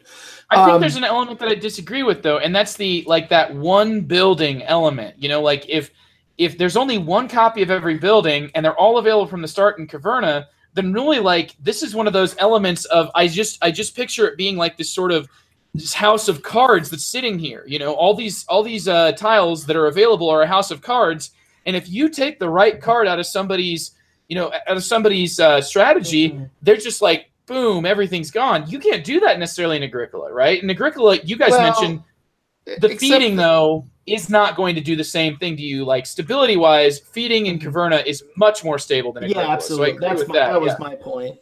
Mm-hmm. But, bringing it back to the Euro market, like, I would say if you're talking heavy Euros, Splotter games are vastly more unstable than most heavy Euro games. Yeah. Like, you can definitely... You make one wrong move in the right Splotter game, and it's like flies to pieces on you. I think your Splotter is the poster child for how an unstable game can be extremely captivating. Oh yeah, like Antiquity. Like you start getting all of a sudden your whole town's covered in graves, and there's just no coming back. Like, well, I think to a certain extent, like in for example. What we were talking about earlier, Great Zimbabwe. Mm-hmm. Great Zimbabwe, I feel like that game is all about just shaking a system until it all falls into place.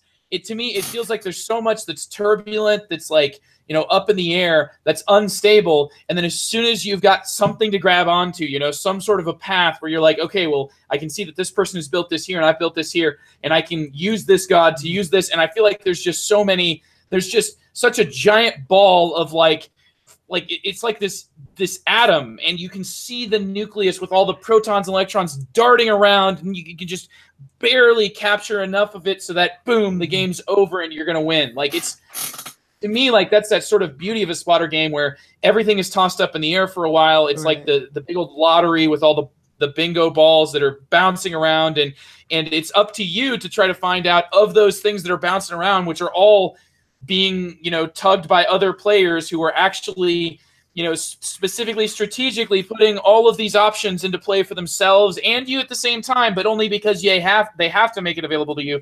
I feel like there's, like, that's your poster child for how instability can absolutely really drag me into an experience. Right. But to kind of like counterpoint that, if I'm sticking to the heavy Euro game world, VTOL Lacerda games feel very stable to me. Like, not saying that you can have one person do radically better, but that the system is very stable and I'm making incremental steps to make my system go better. And then whoever comes up with the better system is going to be the one that wins out in this process.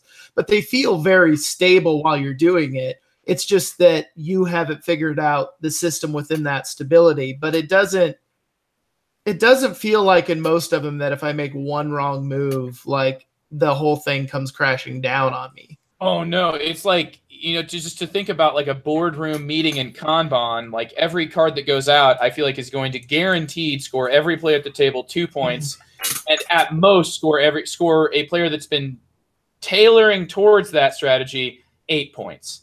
So it's like, are you going to score 2, 4, 6, or 8? And you're going to try to get out on the ones you can score the most points. And it's like a very, like you said, stable interaction. Like, every little element of this game is being, intentionally poked and prodded at by players, but in a very predictable way.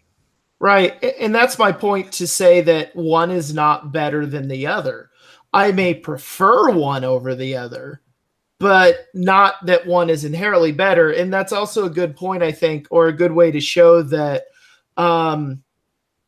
you can have both at a heavy game. It's not like stable games are inherently better for new gamers and unstable games are inherently better for more experienced gamers.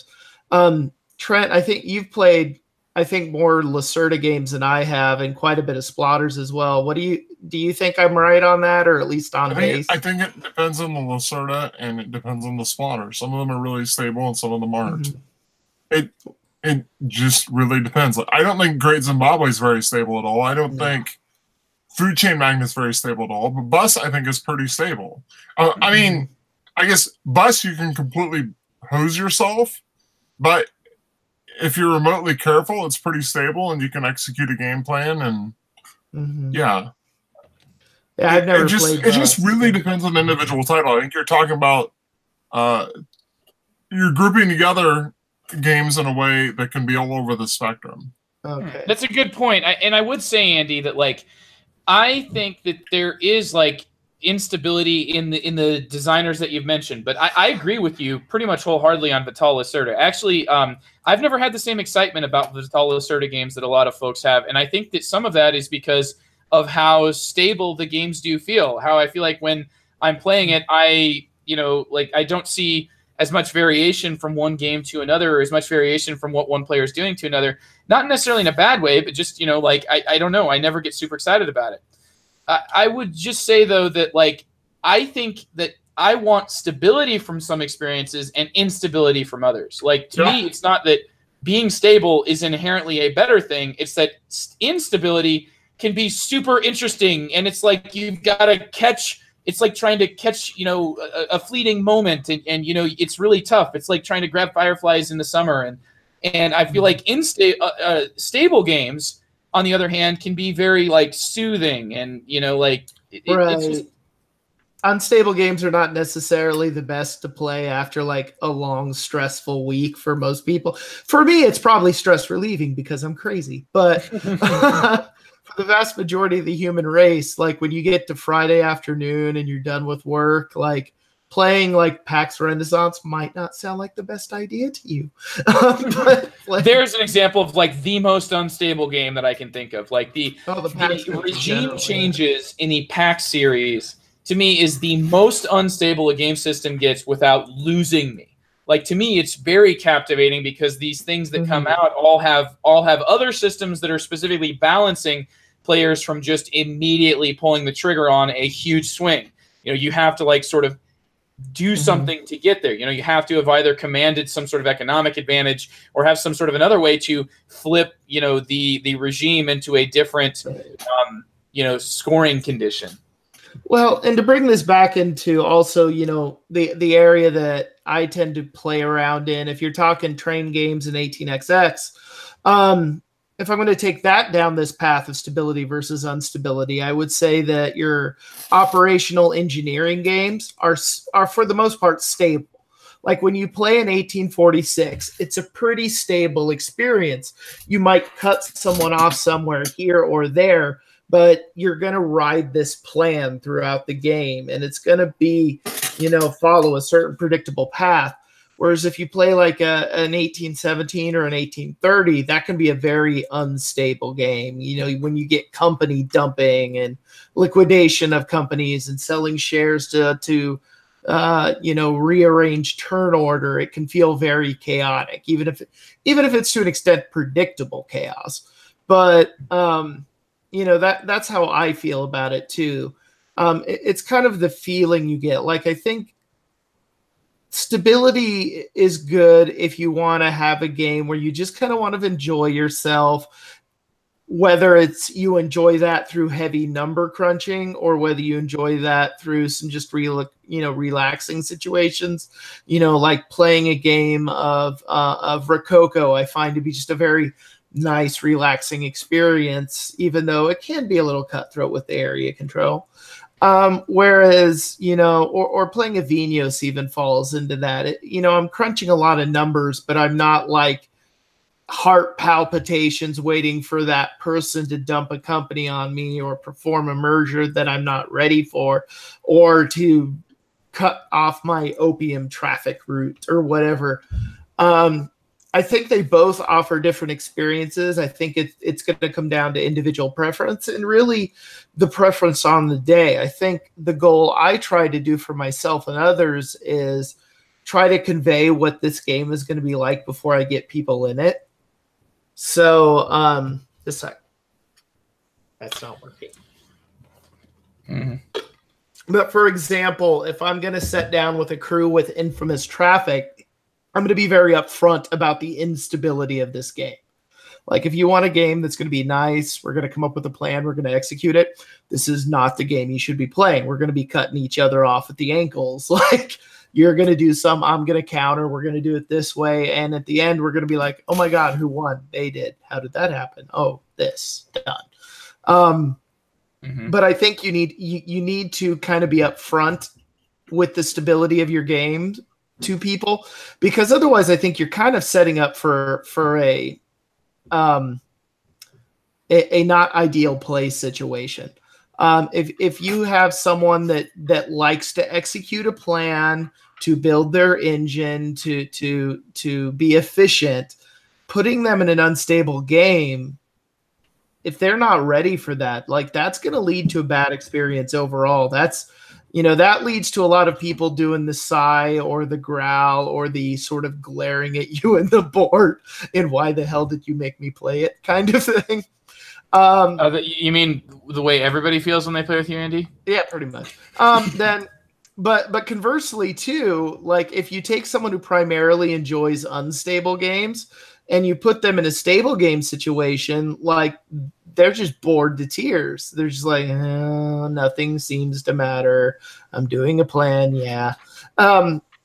Like, for me, if it comes off that I prefer unstable to stable completely, that's false. Like, it very much depends on the day. Like, I want a game that's going to to make me have tough decisions, be it stable or unstable. But I think it's good to know what kind of games you like. Like some people definitely fall into one camp or the other. Some people like to jump back and forth depending on how they feel. All right, let's wrap this up with the one question that all of our listeners want answered. Is Argent stable or unstable? Oh God, that's unstable. So unstable. Well, it's got stable elements, but it definitely has. It's got a bunch of stable elements at its core, but the further you get towards the tip of what's available, becomes the votes more are and stable, more but volatile. blowing up a room is very much unstable. Yeah, well, the structure of the game is inherently stable. Like you've got your worker placement. With some, extra added frills, but then when you go and add that really high level of play, like I think that it does get there. It's like a pan of Jello with a rock in the middle. You make it sound great, dude. Just like Grandma used to make. Yeah, just with the is that the old I think that's the tri-state Iowa, Illinois, Missouri region Jello cake. The old Jello pebble cake. It's like, Grandma, are those fruits in the Jello? No, gravel. Eat it. It's just Grandma's good old-fashioned fruitcake. Grandma grew up in the Depression, everybody. She knew how to make stuff out of nothing, out of the rocks and twigs. Oh, God, my great-grandma would do it. You would, like, show up, and all of a sudden there's, like, a 4-course meal on the table, and you're like, where did this come from? Nice. So question, does a game, because it has a huge discrepancy between possible scores, let's say a game where you could have players scoring 100 points versus players scoring less than 50, does that mean it's unstable? I don't think so, because, well, and I guess Terra Mystica can be an example of this. Like, you could have a pretty wide range of scoring in that. But if you look at like the total points that are possible and often the spread between first, second, third, and fourth or whatever, that was fairly stable. Like the differences are fairly standard. Mm-hmm. So I don't know. I don't feel that as unstable scoring. Unstable scoring to me usually is like one person takes the lead early on and then they pretty much ride that right to victory. I have a thing for us to do maybe here as we close out, because I think it's a good idea to get close to that. What's one game that's extremely stable, maybe too stable? For me, I almost feel like there's games that are too stable and games that aren't stable enough. So I guess I have an idea. Andy, you mentioned Vital Lacerda games, and I think those are a great example of games that are very stable. And for that reason, I don't think I've been compelled by all of them. I'd say, though, that another game that's very similar to that is Anachrony. I felt like Anachrony was just too stable for its own good. I felt like there was a feeling of just when you send resources to yourself from the future and then in the future end up just using the same resources you sent to yourself to then pay yourself back. To me, that was like an element of like, why am I even sending this? It's just to score points. So and I felt like there was just such a stability to it of like, well, all I need to do to have this resource is just to not spend it. And I don't know, like it wasn't always necessarily the case, but I felt Anachrony was just really stable. And I felt like there was nothing you could do to really mess yourself over. And for that reason, I liked it, but I didn't love it. Yeah. And I would say a game that would be too stable for me would be, as Andy mentioned, an Infamous Traffic, or too unstable, I should say, too unstable. An Infamous Traffic, Andy, to me is just one where like players can just be really mean to each other and just like why would I let your monopoly of this, of like the opium trade happen when I'm getting less benefit than you are? Like, no, this is not going to happen. Like, we're all going to suffer. Yeah. We should have recorded that episode. We should have recorded that play. It was potentially the only thing we could have played for the listeners that would be as awkward as episode 2. Yeah. Episode 2, the ambush episode, as I have nightmares about it still. When this ambush episode, the what is the most under or overrated games? And actually, this is just a chance to take shots at my games. Totally cool. But yeah, that game of Infamous Traffic is like immediately from the very beginning. Okay, well, merchants are less good than everything else, and yeah. To be fair, I didn't know better. Anyway, but no, I think of like, I'll take it different games that are like a good example of each game that I find enjoyable. I think of Rococo is an extremely stable medium weight Euro that I am pretty much happy to play anytime. Like, it's a good time, period. Yeah. Whereas a unstable game that I'm pretty much good with playing at any time, I would say would be I think of like Root as being very unstable, and I really like that game right now. Yeah. But I was going to ask you about coin games. One way or the other. TC, have you got any idea what would be a game that you would think of as being stable or unstable? Too stable, maybe, or too unstable for you? Have you ever done homework and realize you did the wrong homework for the class that day? Well, go ahead. What was your wrong homework? Present your... No, so yeah, to following your guys' definition, I would say one of the more stable games, any game that has point salad, I would typically describe as being a stable game. And one of the worst contenders I feel for that is Trajan. Trajan is probably for my dollar. If you want a stable game where you can just go and do whatever the heck you want to do and nobody can really counter what you're doing, you just got to figure out something else to do. That's probably the safest, most stable game I've ever run across at this particular point. Although I will say Caverna probably runs a close second. I mean, it's a toss-up for me between those two. An unstable game, well, when I was looking at unstable games, I just went to the dictionary, and I got some notes here. I went to unstable being liable to change or alteration. Now, following that definition, for me, the most unstable game out there, hands down, is Magic the Gathering. That, to me, is a game that's going to be altered or changed. Liable to change or alteration. That's just built into the game. That's the financial model of that game. So for my money, the way I approached it, Magic the Gathering or any type of collectible card game is going to probably be, for me, the most unstable game you can ever get yourself involved into. And you can even apply the LCG model for that quite a bit, because you're not playing the same game you started with, because the thing has changed and altered so much as time has gone on. Well, and I would agree with that, because I've not played a lot of Magic like in person, but I played it a lot on an app one year. And it always felt like every game of Magic was build up, crash to the win. Like, once that one thing clicked over that let my system work better than yours, it was you wipe the other player out and we're done. Yeah, and add on top of that the just actually buying different cards to throw into that. Yeah, I mean, that is probably that for me. If you say unstable game, when you guys said it, that was like the first thing that popped into my mind was Magic the Gathering. I mean, just immediately. I'm glad you brought that up, because I actually thought about bringing it up earlier today, and then I totally forgot about it. Yeah. Well, Trent, you also play Magic. Would you agree with that? Yeah, it's definitely an unstable game. Play a game of Commander and you'll feel like complete instability all the time. Especially Commander, yeah. Some formats are more stable than others. Yes. Commander's just like random stuff's going to happen. It's about as unstable as you can get. Someone might win on turn 3. It might go on for 3 or 4 hours. You might play a bunch of politics.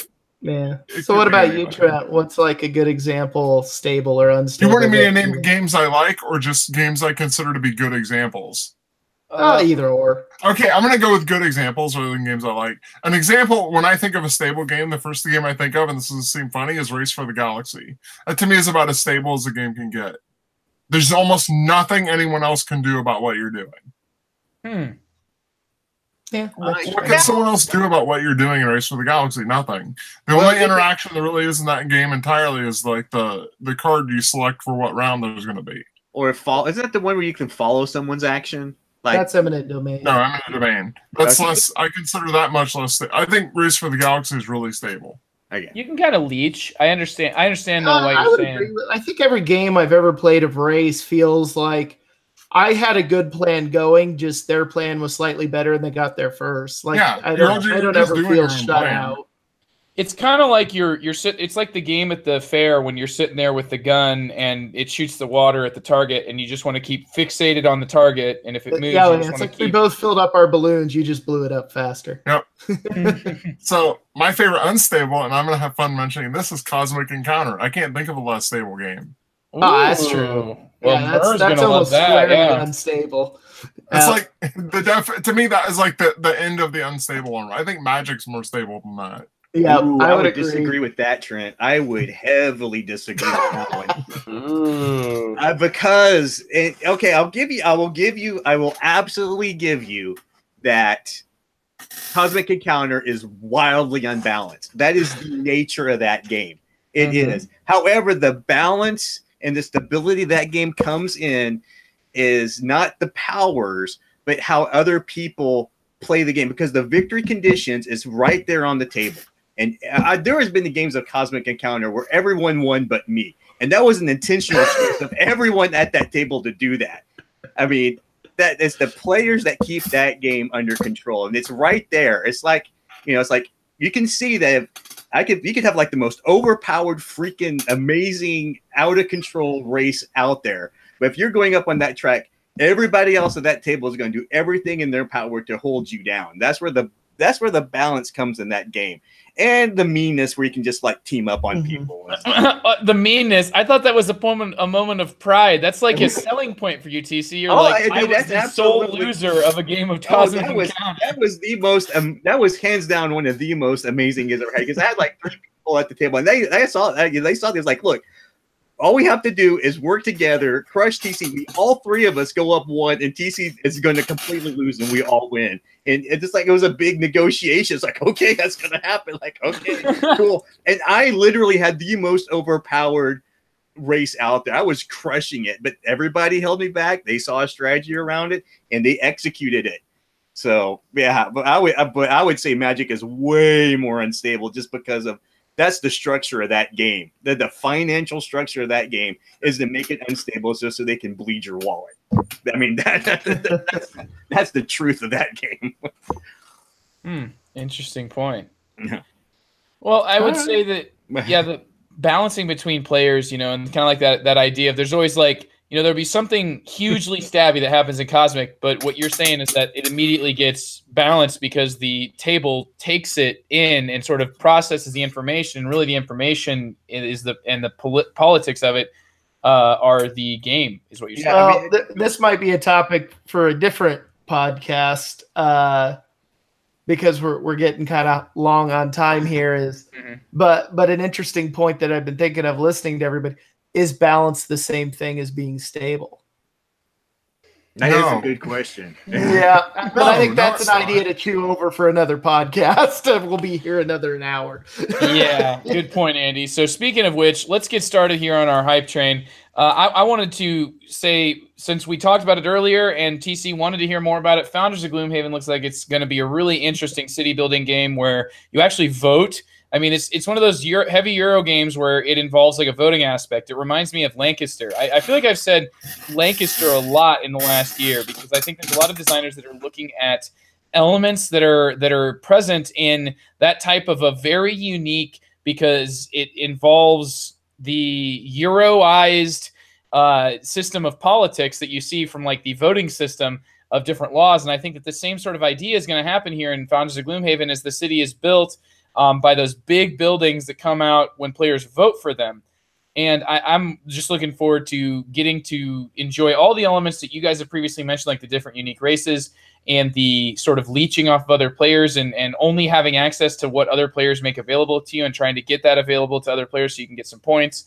I just think it sounds really awesome. I'm looking forward to Founders of Gloomhaven. It's my hype this week. Yeah, and Lancaster has Tyrion. Tyrion? Tyrion. Oh, no, this is real life Tyrion, not it's not Game of Thrones, Andy. I wish. I think they could make like a Lancaster Game of Thrones like hybrid. You want to talk? That would be awesome, man. Oh, exciting. Sorry. All right, let's hear from Andy. Actually, no, Andy. I'm sorry. I should have done something else because Trent specifically is hyping something this week that goes right along with our statement earlier about abstract games and being stable. So Trent, you're going to talk about abstract games you're looking forward to. Yep, I'm going to talk about the GIPF series because I have already played them all quite a bit in the past. They went through a big wave in our family, and we played them all, and then they kind of got put in a box. And in the last week, that box has been pulled out, and they've been on the table like a ton lately. I have a feeling that we're going to go through another big wave of right now. It's the only one it's been is Devon. Devon is the only one that people have played. But I have seen the kids looking at the other ones. And I know what that means is that they're going to be on the table soon. So it looks like we're in another GIPF tidal wave incoming at our house. Devon's been played a bunch in the last few days. I mean, a lot. So GIPF is a series of abstract games, and I enjoy them all. My favorite one is probably Tzaar, Tzaar. Okay. But, yeah. Speaking of the stability, I think that Yinch of the GIPF series adds stability by making the game more difficult the better you're doing. I wonder, is that like something that makes these games feel unstable is when you lose one piece, it feels like, oh no, here I am now playing without an appendage. Whereas like in that game, to be able to actually win, you have to do something that makes the game harder for you by removing your pieces. Yeah, they all do interesting things, but yeah, that's an interesting game. I don't really know where to put that on the stable versus unstable. I still think it's unstable, but it's really interesting how it works in that sense. It's definitely what makes it unique and what I think makes it such a popular entry in that series. Yep. Well, thanks, Trent. That's the GIPF series, GIPF. I say that there's a good chance that these are going to be my reviews for a few weeks in a row. So David had a question of which one should he start with? Any of them. Just play them. Just play them. They're all fine. I think you should start with QWERTY. Oh, wait a minute. My favorite's probably Tzaar, Tzaar. But like everyone in my family is enjoying Devon right now. I can't really say there's a good one to start with. What about ASDF? Huh? I'm sorry, I'm just reading my keyboard and making game names up because I'm pretty sure that's what they did for those games. They need to make like an abstract game and give it like a super thematic name, like the Barbarians of Kohor. They already did. It's called Tashkalar, and it's fantastic. Oh, and I want to play Tashkalar. Arena of Legends. Yes, Arena of Legends. More like the abstract Euro mixture. It's just, yeah. That's game is also an unstable game. Very much so. Especially the deathmatch variant, man. It's like I would say that I don't like the deathmatch variant because I feel like it's just, right out of the gate, you just want to be punchy. I could tell. Like I tried to play Tashkalar on Board Game Arena, and just like I'd get some pieces out, then I'd look at it the next day and see the game state, and I'd just be like, "Oh Jesus, what even happened?" How many turns did you take while I was gone? Yeah. Well, Andy, I agree, man. I feel the same way. They have some very, very big swings in that. Hey, TC, let's hear your weekly update about Lord of the Rings. Lord of the Rings, it's progressing nicely. Let's see here. I now have a total of, let's check my Steam stats here, 42 hours playing this game. So I have been playing this quite a bit. Wow. I can safely say now, watching the Twitter feeds that Fantasy Flight Interactive has been putting out, that if you want in on this game, I can fairly confidently recommend the $8 starting package, because they are saying that they're showing cards that they're saying if you're in early access, you will get them. You do not have to spend Valor points for them when they do a full release on it. So there is some incentive to get in there and start playing this thing. They've been very responsive with criticism and feedback. I've been enjoying it, playing it, putting decks together. I know me and Trent on the guild have been sharing our decks. I've been playing some of his. Dude, Tom Bombadil, I'm telling you, he's amazing. Oh yeah, Tom Bombadillo. Well, he is. Tom Tukin it, man. Yeah, dude, that's there are good cards in here. I can say that even if you just play with the starter on easy, you can beat the entire campaign. It's a very strategic game. That's what I've been enjoying the most about it, is like you can have an awesome deck, but if you're not strategically playing these cards and looking at the state of the board, you're getting hammered. It's a very enjoyable game. I have been very impressed with it, and I hear the feedback, I really do, of worrying about the monetization of it going forward. But that being said, I do remember playing this game when it came out as a card game and going, oh my God, to get 3 copies of Gandalf, I gotta buy 3 core sets at 40 bucks a pop. Are you kidding me? So right now, $8 with the deck, with the Valor points, it's a good deal. I mean, comparatively speaking, what Fantasy Flight Games have been doing with living card games in the past. Yeah, get in on it. Get in on the guild. We are sharing decks. I want to hear experiences. I've hit 275 Valor. They're tweaking it. They're going to make it more difficult. I'm excited. And honestly, guys, I hope you, Andy, and Joe get into it, because I would love to try co-op when this thing goes live and play cooperatively with decks with you guys. I mean, I think it's there. I think they're listening. I'm thinking the foundation's there, and it's not Hearthstone. There's another criticism I hear, but it's so far I've been really enjoying it. I can recommend it now at this point at the base level. $8, not the $45 insanity. No, just $8 is good. That's all you need to throw at this thing. With 42 hours, we now know why the doctors are not getting their tests on time. I will say this much: if you decide to get into this at the $8 level, any Palantirs you get, do not use them. Don't use them. Hold on to them. Don't use them. Wait. Yeah, me and Trent have pounded this on the guild. If you look at our guilds, just wait, because what you want to do is you spend those Valor points to buy the cheaper common and uncommons, and then use your those points to unlock your rares and legendaries. Yep. Yeah, save your Palantirs until you already own all commons and uncommons, and then use your Palantirs. And I'm working through getting all the uncommons right now, but yeah, it's and another big reason I'm really enjoying this and pushing it is I really want to see an Arkham Horror version of this.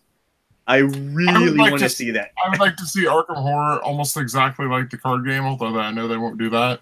Man, yeah, I would just guys, this is a fantastic co-op. It's not co-op, but a little solitaire game to play with the potential of co-op to be really big on this thing. Oh, and they have announced that if you're a Switch player, it is coming to Switch next year. Everything on Earth is coming to Switch next year. I know. Warframe's coming to Switch. I'm going to be getting a Switch at some point. I know it. I'm going to be using my kids as a pretense to get this. I am going to be shameless. So, like 2 days ago, a friend of mine said that this is a side related to the Switch. He said the only thing that would make the Switch the perfect system for me is that they had a Animal Crossing and Katamari Damacy on it, and they announced them both today. I sent him a press release to that, and he's like, "I have to spend $300 now. I'm sorry." Yeah. Oh, we had Switches when I was a kid, but they were not fun. Dark. So that's my hype. I will be giving weekly updates with this for the hype. If anything flies off the rails, I promise you guys will be the first to know. And visit the guild. Share your decks. This will be amazing, amazing fun to do. Agreed, dude. Well, thanks for sharing that, TC. That is the weekly update on the Lord of the Rings online card game. And finally, dun dun dun dun dun dun dun dun dun. Yes, Andy, that's music for your game.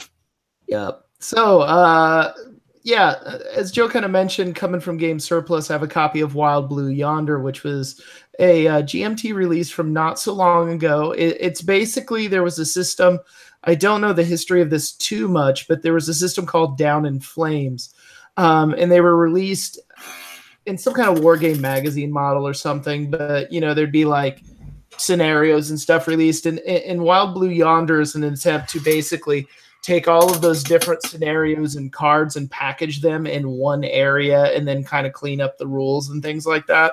So this is basically simulating dogfights in World War II in a card game.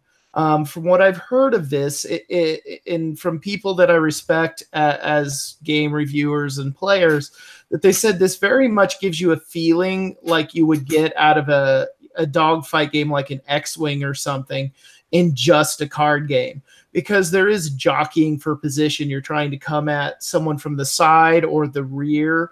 If you come at them from the rear, you have some bonus in the sense of like your cards, so you get more cards to use against them. So the way they basically simulate you having the better position is you get to draw more cards.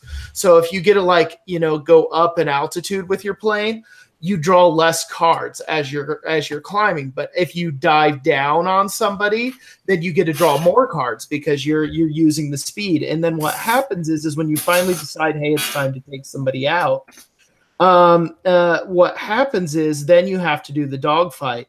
So you're like, okay, I'm shooting you. And then the opponent's like, I'm doing a spiral. And then you have to counter that with a spiral of your own. And if you can't counter what they're doing, then they get away from you. And then you have to kind of jockey for position again and see if you can get that position to take them down. And then depending on the planes you fly, it is going to determine cards too. So if you're flying like a Spitfire, you might get a whole lot of cards. But if you're flying like a bomber, like a B-17 is in this game, you don't get a whole lot of cards because they weren't exactly maneuverable. So you can play this as a quick 15-minute dogfight. Like, here's my plane, here's your plane, we're going to go do it. There's campaigns that can literally take hours. There's team play where you can be like, okay, this is a bomber raid, so here's my bombers and my Mustangs. The other side's playing the Germans trying to take out your bombers and things like that. So from everything I've heard, it gives the feeling of kind of one of those dogfight games, but it gives you the range to do it in a very quick time or a very long time, as is your preference. There are campaign modes in it. There is just a Jesus load of cards from what I hear. So there's like any airplane out of World War II you can practically think of is in this game. And that just kind of sounds interesting to me as a war game thing. But unlike, you know, as I said, the earlier war game we talked about, which was mostly dice-based combat, this is card-based combat. And and I guess the other way it works to think about it is you got an action deck of cards and you have to be strategic with the way you use that, or tactical. So if you burn all of your cards on one little attack run, then you could be in deep trouble when they come back at you, because it's now you only have 1 or 2 cards to play with and they have 6, and they're going to outmaneuver and take you out. So I don't know. That's Wild Blue Yonder. I've heard a lot of good things in the war game community about it for those that like the Air War stuff. Like I said, it sounds like it does some really cool things of making you feel like you're in this sort of dogfight 3-dimensional situation with just cards, which sounds kind of interesting. Yeah, very cool, dude. So sounds great. Yeah, that was Wild Blue Yonder, which sounds like there's a lot of different options to play. So thanks for sharing that, Andy. And that actually brings us to the end of this episode of The Good, the Board, and the Ugly. Thanks so much to everybody in the guild that helped to support the initiative to get a set of RPG dice for Daniel. What's up? Since this also kind of goes along with podcast business, Mur asked, what's the coupon code for the Good, the Board, and the Ugly if he's buying games? GoodBoardUgly picks. GoodBoardUgly picks. All one word. I throw it up in the finish show, but since Mur's here with us during the live recording, yeah, I need to remind you, dude. It's GoodBoardUgly picks. Check them out. Where Mur joins in and we convince him to buy a whole lot more games. Like he needs anymore. Okay, sorry. Go ahead. We are done, everybody. So Andy, TC, Trent, thanks for joining me, and thank you at home for listening to this. This has been episode 181 of The Good, the Board, and the Ugly. Have a great week of gaming, and catch us next week on The Good, the Board, and the Ugly. Night, everybody. Night. Night.